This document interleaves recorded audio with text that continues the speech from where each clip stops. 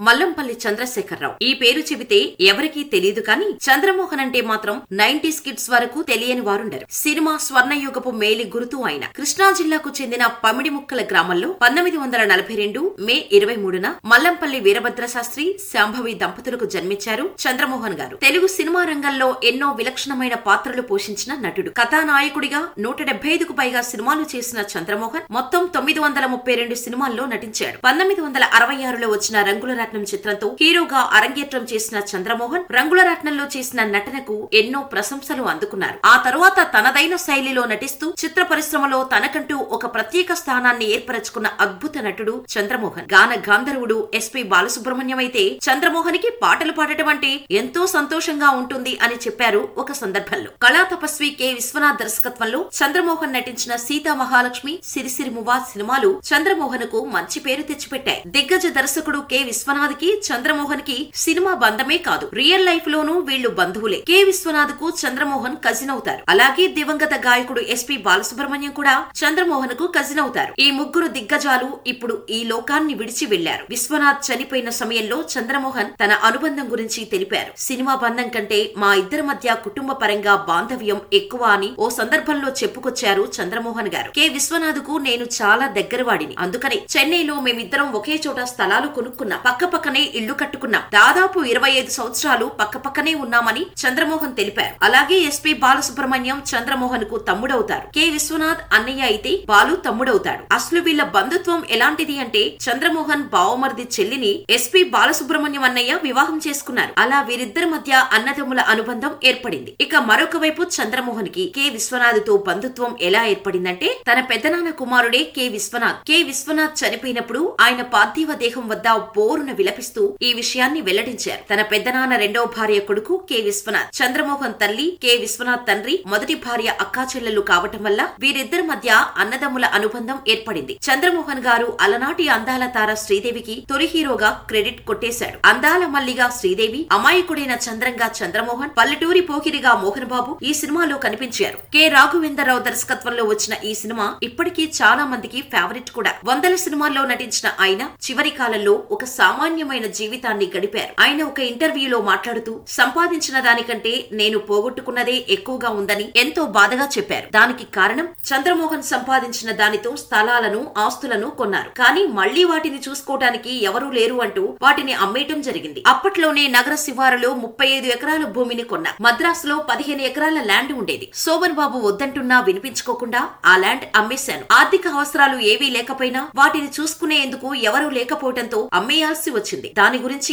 ఇప్పుడు అనుకోవడం కూడా అనవసరం. నాకు కొడుకులు లేరు, కూతుర్లు విదేశాల్లో స్థిరపడ్డారు. నేను పోగొట్టుకున్న ఆస్తుల విలువ సుమారు 100 కోట్ల వరకు ఉంటుంది. ఆ మధ్య స్వల్ప అనారోగ్యంతో ఆసుపత్రికి వెళితే తనకు ఏదో జరిగిందని తప్పుడు వార్తలు వ్రాశారు. బ్రతికుండగానే మరణించినట్టు అసత్య ప్రచారం చేశారు. ఎందుకు ఇలాంటి వార్తలు రాస్తారు? సినిమా వాళ్ళ విషయంలోనే ఎందుకు ఇలా జరుగుతుంటుంది అని చంద్రమోహన్ వాపోయారు. ఇక దివంగత నటుడు శోభన్ బాబుకు చంద్రమోహన్ మంచి స్నేహితుడు. వీరిద్దరి మధ్య ఒరే ఏరా అనే పిలుచుకునేంత చనువు ఉంది. తమ స్నేహం గురించి గతంలో ఒక ఇంటర్వ్యూలో చంద్రమోహన్ మాట్లాడారు. తాను శోభన్ బాబు కోసం ఎన్టీఆర్ ను కూడా ఎదిరించిన విషయాన్ని గుర్తు చేశారు. తెలుగు సినిమా పరిశ్రమ చెన్నై నుంచి హైదరాబాద్ కు తరలి వచ్చినప్పుడు తమను కూడా ఎన్టీఆర్ హైదరాబాద్ వచ్చేయమన్నారని, కానీ తామిద్దరం రామని చెప్పేశామని చంద్రమోహన్ వివరించారు. హైదరాబాద్ కు ఇండస్ట్రీ షిఫ్ట్ అయిన తర్వాత శోభన్ బాబును, నన్ను రామారావు గారు మద్రాసు నుండి ఇక్కడికి రమ్మంటే మేమిద్దరం రామన్నాం. మొత్తం ఇండస్ట్రీలో మేమిద్దరమే రామన్నాం. మాకు వేషాలు వస్తే విమానంలో వస్తాం, మా లాడ్జింగ్ లో మేముంటాం, అంతేకాని ఫ్యామిలీలతో హైదరాబాద్ కు మేం షిఫ్ట్ అవ్వలేం అని నేరుగా ముఖం మీదే చెప్పారట. అయితే దానికి ఎన్టీఆర్ గారు, అదేంటి బ్రదర్, మీలాంటి సీనియర్లు రాకపోతే ఎలా, మీరంతా రోల్ మోడల్స్ గా ఉండాలి అని రామారావు గారు అన్నారు. అప్పటికే ఆయన సీఎం గా ఉన్నారు. నా వ్యక్తిగత కారణాలతో రాలేకపోతున్నానండి అని చెప్పారు. చెన్నైలో ఉన్న అమ్మాయినే పెళ్లి చేసుకున్నాను. పిల్లలు అక్కడే పుట్టారు, అక్కడే ఆస్తులు సంపాదించారు. మీరు కూడా అలాగే చేశారు. ఈ రోజు ఇండస్ట్రీ హైదరాబాద్ వెళ్లిపోయిందని మమ్మల్ని రమ్మనడం కరెక్ట్ కాదు అని రామారావు గారితో అన్నాను అని చంద్రమోహన్ వివరించారు. శోభన్ బాబు కూడా ఎన్టీఆర్ తో ఇలాగే చెప్పారని చంద్రమోహన్ తెలిపారు. ఆస్తులన్నీ ఇక్కడే సంపాదించుకున్నాను, హైదరాబాద్ రావటం కుదరదు అని శోభన్ బాబు ఖరాఖండిగా చెప్పినట్టు చంద్రమోహన్ స్పష్టం చేశారు. ఎవరైనా మాకు అవకాశం ఇస్తే వచ్చి యాక్ట్ చేసి వెళ్లిపోతామని శోభన్ బాబు రామారావు గారితో చెప్పారు. ఒరేయ్, నువ్వు కూడా అదే పనిచేయరా, అక్కడికి వెళ్తే మనకు మర్యాద ఉండదు, అందరిలో కలిసిపోతాం, దూరంగా ఉంటే మంచి గ్లామర్ అని నాకు చెప్పాడు. వాడు ఏం చెప్పాడో నేను అదే ఫాలో అయ్యాను. నేనొక్కడినే ఫాలో అయ్యాను. చాలా మంది నా మీద ప్రెజర్ తీసుకొచ్చారు. మీకు వేషాలు తగ్గిపోతాయన్నారు. ఆయనెందుకయ్యా? ఆయన్ని తీసుకురావాలంటే మద్రాసు నుంచి విమానం ఖర్చులు, లాడ్జింగ్ ఖర్చులు అనేవాళ్లు. అప్పటికి ఇంకా ఇల్లు కట్టలేదు. అలా నాకు వేషాలు పోయాయని చంద్రమోహన్ చెప్పుకొచ్చారు. అయితే ఫిలిం నగర్ ఏర్పడిన తర్వాత నటీనటులకు ప్రభుత్వం స్థలాలు ఇచ్చిందని, దానిలో భాగంగా తనకు కూడా ఫ్లాట్ ఇచ్చారని చంద్రమోహన్ చెప్పారు. ఎలాగో స్థలం వచ్చింది కదా అని ఆ స్థలంలో ఒక చిన్న గెస్ట్ హౌస్ కట్టారని, హైదరాబాద్ షూటింగులకు వచ్చినప్పుడల్లా అందులో ఉండేవాడినని చంద్రమోహన్ అన్నారు. ఆ తర్వాత కాలంలో ఆ గెస్ట్ హౌస్ నే పెద్ద ఇల్లుగా మార్చుకొని ఇక్కడే స్థిరపడ్డారు. చంద్రమోహన్ చనిపోయినప్పుడు అదే ఇంట్లో తన పార్థివ దేహాన్ని ఉంచారు. ఇక చంద్రమోహన్, జలంధర దంపతులకు 2 కుమార్తెలు, మధుర మీనాక్షి, మాధవి అని 2 కుమార్తెలు ఉన్నారు. ఇద్దరికీ వివాహాలు అయ్యాయి. మధుర మీనాక్షి సైకలాజిస్ట్ గా అమెరికాలో స్థిరపడ్డారు. రెండో కుమార్తె మాధవి డాక్టర్ గా చెన్నైలో ఉంటున్నారు. చంద్రమోహన్ భార్య జలంధర కూడా ప్రముఖ రచయిత్రి. దాదాపు 100కు పైగా కథలు, పలు నవలలు రాశారు. పలు సాహితీ పురస్కారాలు కూడా అందుకున్నారు జలంధర. పెళ్లి తర్వాత కూడా భార్యాభర్తలు ఇద్దరు తమ తమ రంగాలలో ఒకరికి ఒకరు సపోర్ట్ ఇచ్చుకున్నారు. చంద్రమోహన్, జలంధరలకు ఆదర్శ దంపతులు